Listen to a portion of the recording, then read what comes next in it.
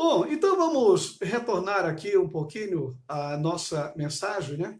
Então, glorificamos a Deus por estar presente aqui neste momento e podemos, assim, glorificar o seu santo, eterno e precioso nome, né?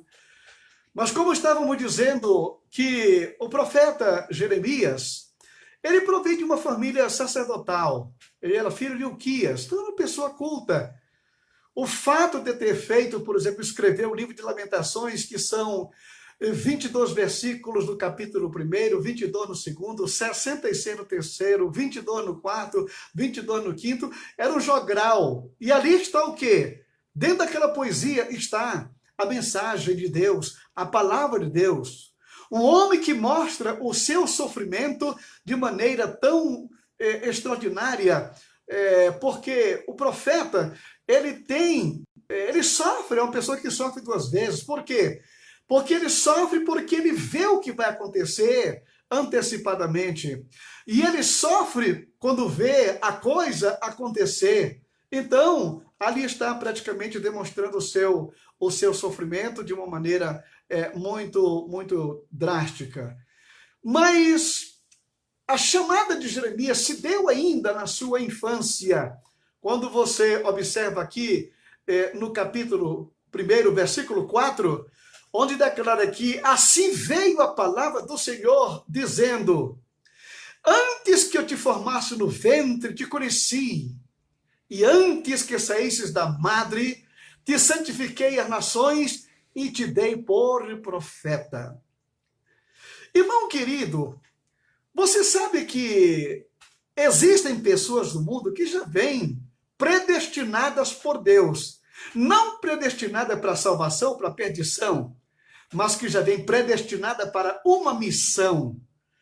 Aquelas pessoas que têm os dons ministeriais, que são chamados para ser pastor, evangelista, apóstolo, profeta, são pessoas que já vêm ao mundo predestinadas por Deus para uma missão. E aqui nós encontramos Jeremias nos revelando, trazendo à tona esse acontecimento. Antes que eu te formasse no ventre materno, eu te conheci. Aqui mostra a onisciência divina, o conhecimento prévio de todas as coisas. Jeremias jamais, quando nasceu, jamais pensou um dia ser profeta. Não, era um garoto brincando como outro qualquer, e de repente Deus chega com ele e diz que antes que eu te formasse no ventre, eu te conheci. E antes que você saísse da madre, eu te designei, te santifiquei como profeta às nações. Ou seja, Jeremias já chegou ao mundo com um processo divino daquilo que ele tinha que realizar na face da terra. Então disse eu: Senhor Deus, eis que não sei nem falar, porque ainda sou menino, ainda sou uma criança. Mas o Senhor me disse: não digas, eu sou um menino, porque a todos a quem eu te enviar, tu irás, e tudo quanto eu te mandar, tu falarás. E diz aqui o versículo 9, e estendeu o Senhor a sua mão, e tocou-me na boca, e disse-me o Senhor: eis que ponho as minhas palavras na tua boca. Pronto! Ali estava o porta-voz divino. Ali estava o representante de Deus aqui na terra. E uma das coisas que nós encontramos aqui nesse versículo, né? Olha, diz o versículo 10, ponho-te neste dia sobre as nações e sobre os reinos, para arrancares e para derrubares e para destruíres e para arruinares e também para edificares e para plantares. O que é que nós temos aqui nesse momento, irmãos queridos? Justamente um gerente nas coisas de Deus aqui no planeta Terra. Um porta-voz divino, porque aquilo que Jeremias falasse era o próprio Deus falando. Aquilo que ele profetizasse e dissesse que iria acontecer, aquilo aconteceria, porque a boca de Jeremias era a boca de Deus aqui na terra. Não era um homem realmente que foi levantado por Deus com um gabarito todo especial, profeta, chamado especificamente por Deus para um ministério tão poderoso e tão maravilhoso.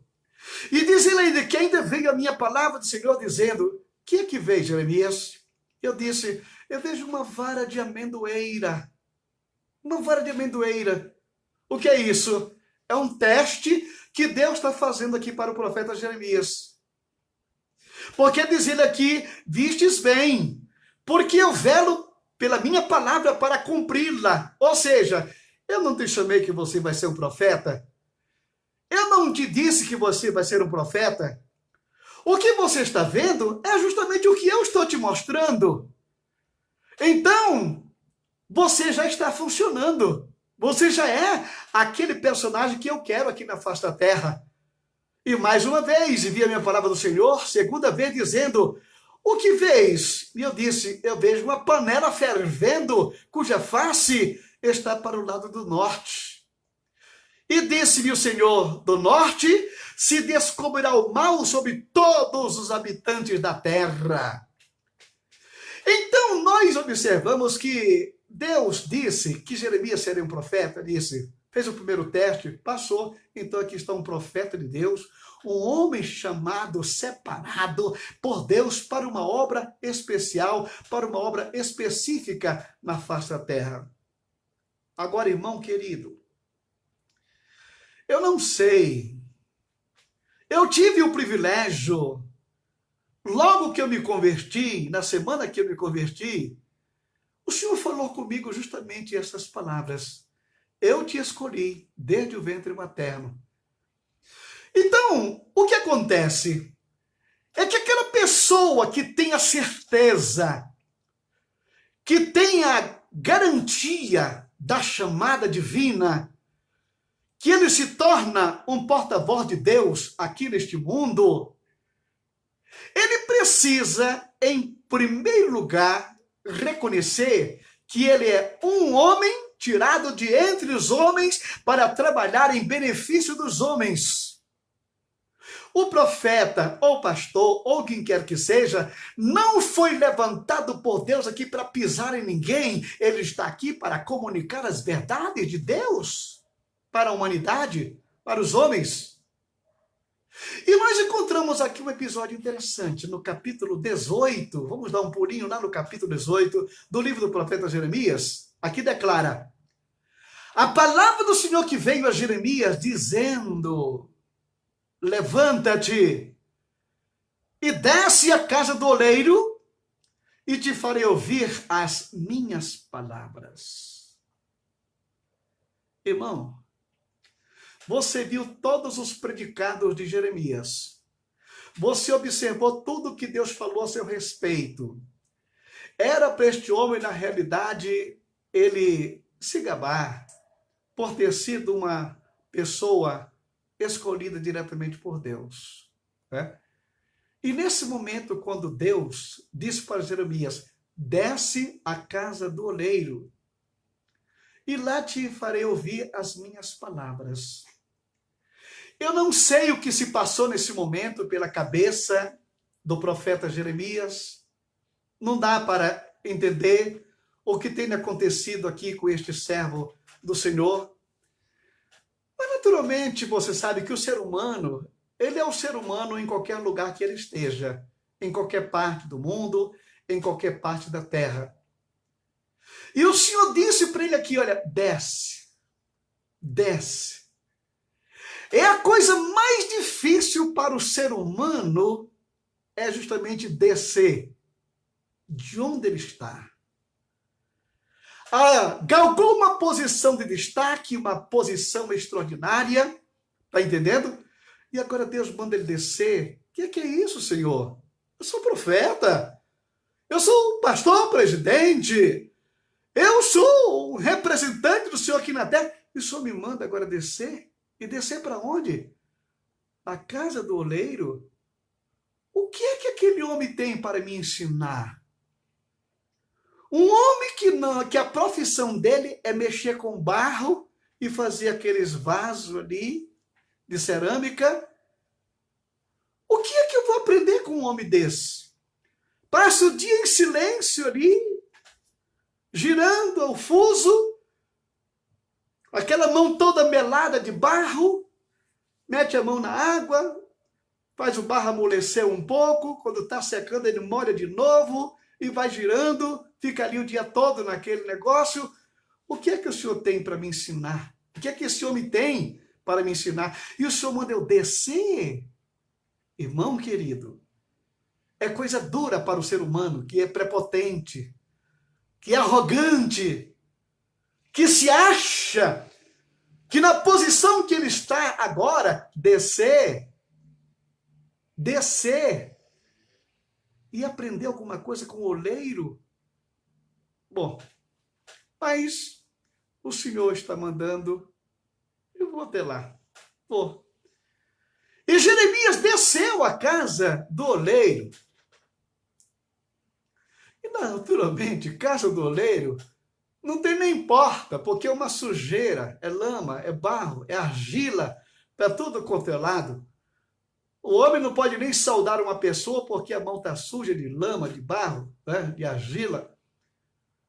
E naturalmente Jeremias, ele entrou na casa, a porta provavelmente aberta, né? Ele não bateu, porque ele ouviu barulho de alguém trabalhando, e ele não queria importunar ou perturbar alguém naquela hora, né? E deixou o oleiro intertido no serviço dele, e Jeremias chega e se aproxima por trás. O oleiro naturalmente não viu ele, e ele começou a observar que aquele homem pegou um monte de argila, colocou em cima daquele fuso e começou a girar, e de repente com a mão ele foi dando forma àquele barro, que de repente começa a se transformar num vaso lindo, numa cerâmica perfeita, feita com todo o capricho. E Jeremias ficou intertido vendo como era que o oleiro trabalhava. Mas de repente o oleiro esqueceu lá de molhar a mão para melar na argila, para se tornar mais maleável, né? E aquela argila foi secando e daqui a pouco trincou. E quando trincou, não tinha mais como o oleiro continuar. Ele pega aquele barro e amassa de novo e volta à forma primitiva. E Jeremias ficou espantado com aquilo, mas um vaso tão lindo, de repente quebra na mão do próprio oleiro. Mas ele começou a pegar o vaso e começou a fazer novamente o seu trabalho. Irmãos, desce a casa do oleiro. E diz o versículo 13, descia a casa do oleiro e eis que ele estava fazendo a sua obra sobre as rodas. E diz aqui a palavra de Deus, como o vaso que ele fazia de barro quebrou-se na mão do oleiro, tornou a fazer dele outro vaso, conforme o que pareceu bem aos olhos do oleiro fazer.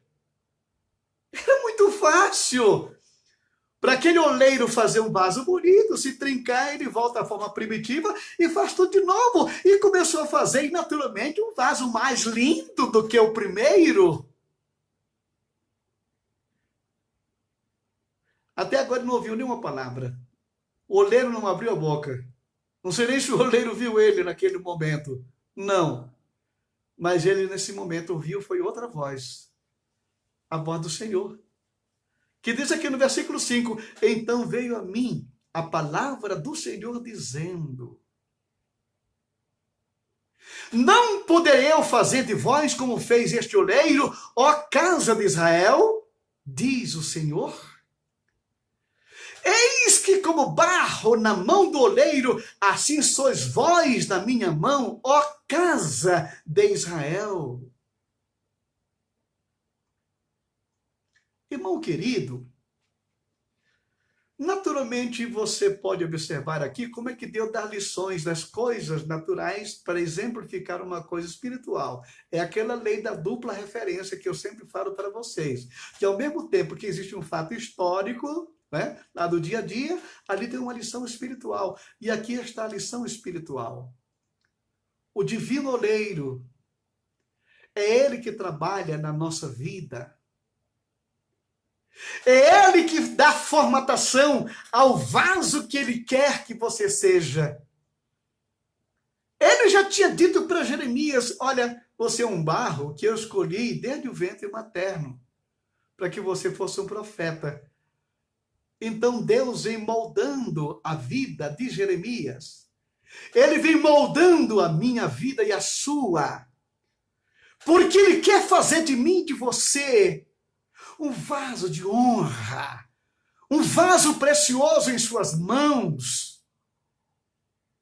E você pode observar que tem muitos momentos que o oleiro tem que dar uma amassada no barro, porque ali a peça, às vezes, está muito grossa, ele tem que afinar, mas para afinar, ele tem que meter a mão na água para fazer o barro ficar mais maleável, ele mete a mão do outro lado aqui para tornar aquele barro mais liso. E assim, o Espírito Santo vai trabalhando em nossa vida. Você sabe que a água que o oleiro usa é um símbolo da palavra de Deus? E é com essa palavra que Deus trabalha na nossa vida. É com esta palavra que Deus mostra realmente o que está acontecendo. Que Ele vai trabalhando. A palavra, muitas vezes, você dá glória a Deus. E tem horas que você, misericórdia, Senhor. Porque de vez em quando Ele dá uma apertadazinha. Porque quando o barro quer sair do prumo em que o oleiro está conduzindo, o oleiro tem que saber trabalhar para ter um vaso perfeito. Quantas vezes Deus não vem na nossa vida de uma tal maneira que você geme, que você chora. Às vezes é um drama no emprego, é um drama familiar, é um drama pessoal, é um drama interior. Mas é o oleiro que está trabalhando. Ele está te moldando para tomar a formatação que ele quer, que ele deseja. A fase mais crítica da minha vida, Jorge Vale, foi justamente da minha adolescência.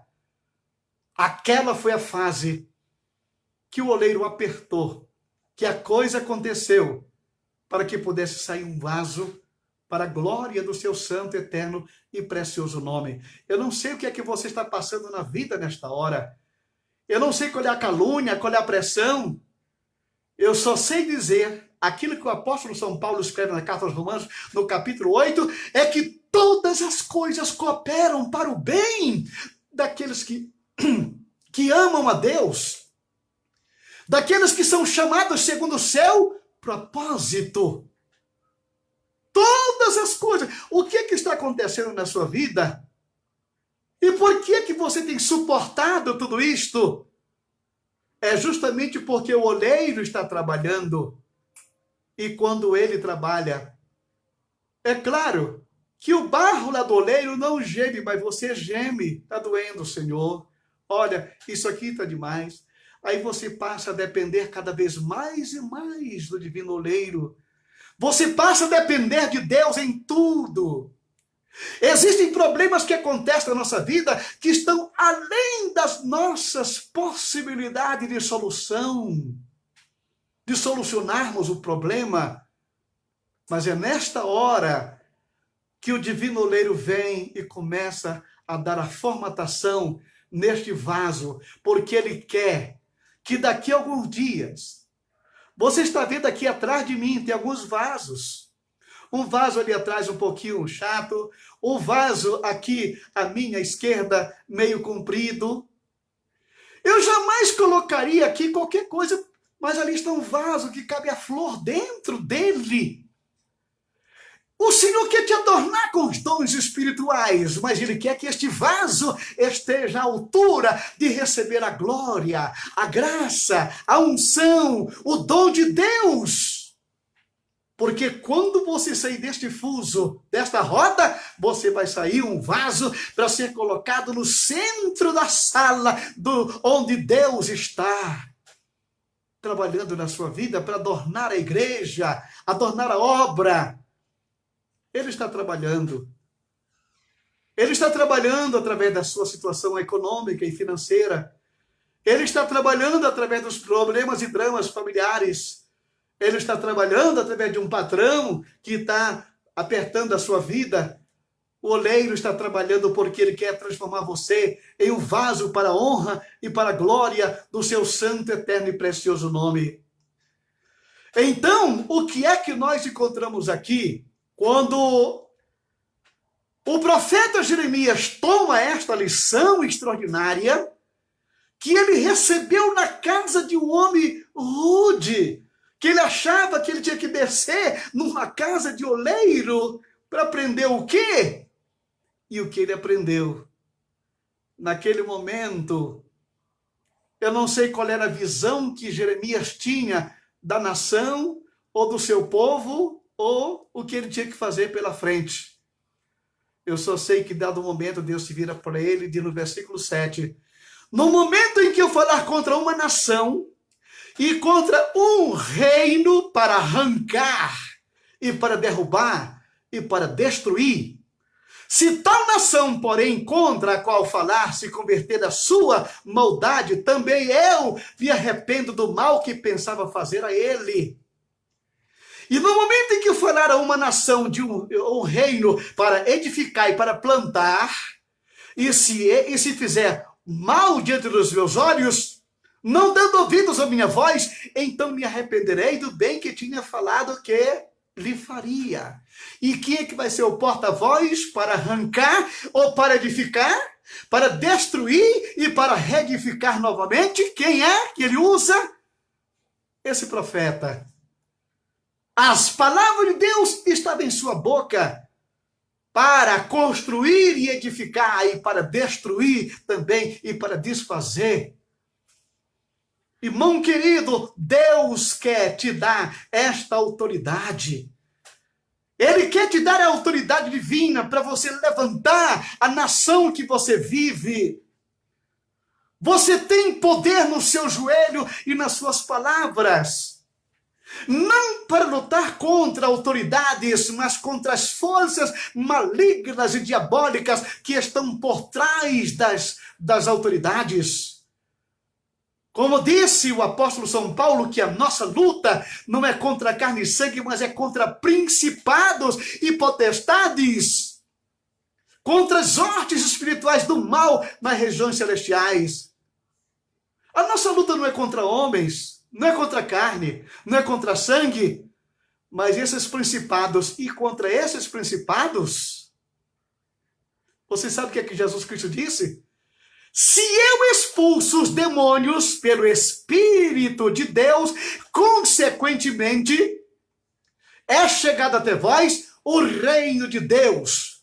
O que é que se caracteriza, em primeiro lugar, o reino de Deus? A autoridade espiritual que você tem, que a igreja tem, é a prova mais patente de que nós já estamos vivendo aqui o prenúncio, o preâmbulo do reino de Deus, que é autoridade contra essas forças diabólicas, para destruir o império do mal, para destruir o destruidor. Esta autoridade Deus tem dado à sua igreja, ao seu povo, aos seus filhos. E é o que Deus está dizendo para mim e para você nesse momento. Eu te constituo como profeta às nações. Irmão querido, você tem uma parte muito especial dentro deste plano divino. Agora, só tem uma coisa, mantenha a sua humildade. Deus, Ele te ensina com as coisas mais simples e mais rudimentares dessa vida. Se Jeremias tivesse se enchido de arrogância e dito, eu vou lá na casa do oleiro descer para falar com aquele homem todo sujo, mas ele se humilhou, ele desceu, e é justamente ali que ele ouviu a voz do Senhor. Irmão querido, Deus tem um plano na sua vida. Ele quer te usar com poder e glória. Mantenha-se na presença dele, que a autoridade divina virá sobre você de maneira especial. Amado Deus e Pai Celestial, muito obrigado por esse momento de meditação na Escritura, pelos teus filhos que estão aqui nesse momento, ouvindo a tua voz, a tua palavra. Vem fortalecer a nossa fé e a nossa confiança. Levanta-nos neste mundo como instrumentos para a glória do teu santo, eterno e precioso nome, Pai. O Senhor precisa de profetas, homens e mulheres com autoridade divina para destruir o poder do mal e levantar aquilo que é bom, aquilo que é importante para a nação brasileira. Vem ser conosco, Pai. Abençoa meus irmãos, guarda cada um na tua presença, fortalece a nossa fé. Também abençoa aquelas famílias que estão enlutadas, muitos servos que passaram já para a glória. Meu Deus, vem ser o conforto e o consolo.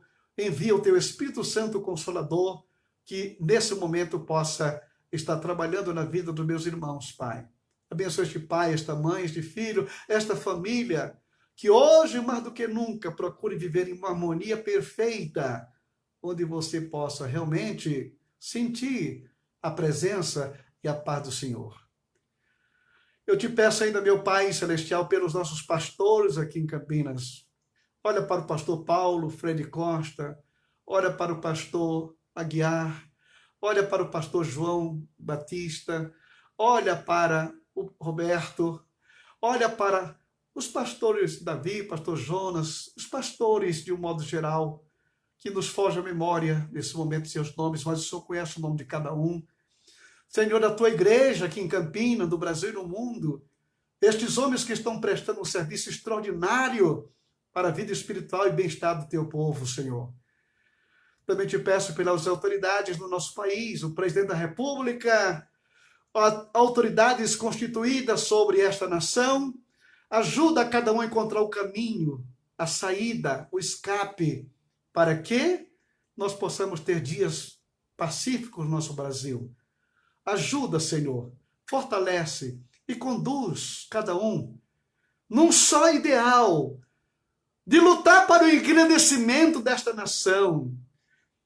E aqueles que estão se levantando contra o povo brasileiro, o Senhor sabe quem é. O Senhor sabe como trabalhar. O Senhor sabe como agir. O que o povo não aguenta é justamente aqueles que estão fazendo tudo para que isso dê errado. Mas o Senhor, a tua palavra, diz que vai dar tudo certo. Senhor, abençoa minha família, minha casa, meus filhos, meus netos, o nosso trabalho, os alunos do Instituto Bíblico de Campinas que neste momento estão em casa estudando a palavra, através das videoaulas que têm chegado diariamente, pelos professores que têm desempenhado um papel fundamental neste dia, nesse tempo, onde não podemos estar de corpo presente, mas através dos ensinos que estão indo pelas videoaulas, meu Pai. Senhor, ajuda que a tua unção continue sobre a vida de cada um, Senhor. Ajuda os alunos, que eles possam aproveitar muito bem esta época, esta fase, para aprimorar o seu conhecimento. Meu Deus e meu Pai, assim vem ser conosco e nos conceda a tua paz e a tua bênção, em nome de Jesus. E a graça de nosso Senhor Jesus Cristo, o amor de Deus nosso Pai, a comunhão e a consolação do Espírito Santo seja com todo o povo de Deus agora e sempre. Amém e amém. Amém, irmãos.